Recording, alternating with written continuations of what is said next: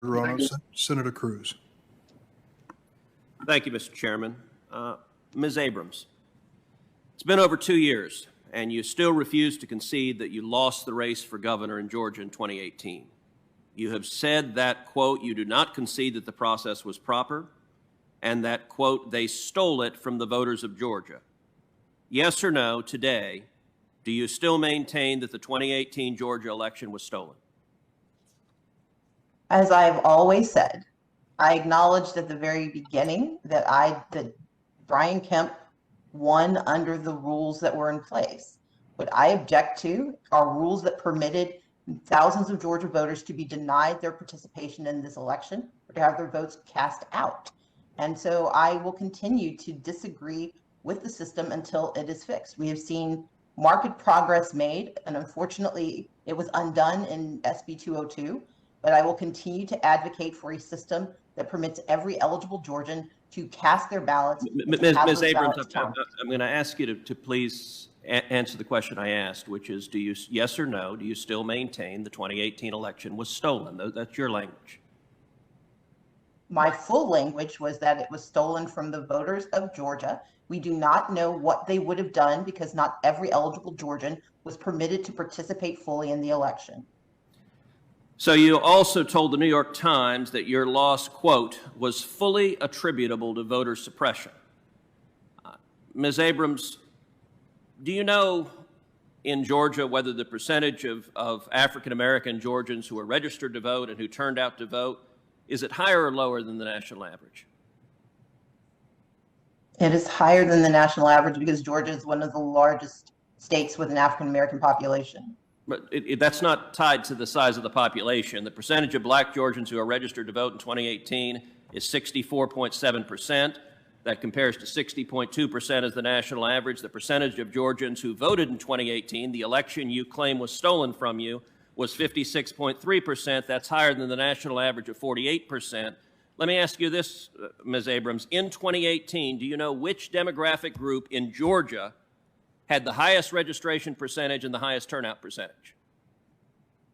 I have a guess, but I will defer to you for the answer. The answer is African Americans had the highest registration and the highest turnout, despite your claiming that the election was stolen and there was somehow voter suppression. Let's shift to the Georgia law in particular, which there have been mountains of lies spread by both Democratic politicians and by the press. Does the Georgia law reduce the number of early voting days? Yes or no? Yes. It does so because you have to look at it in toto.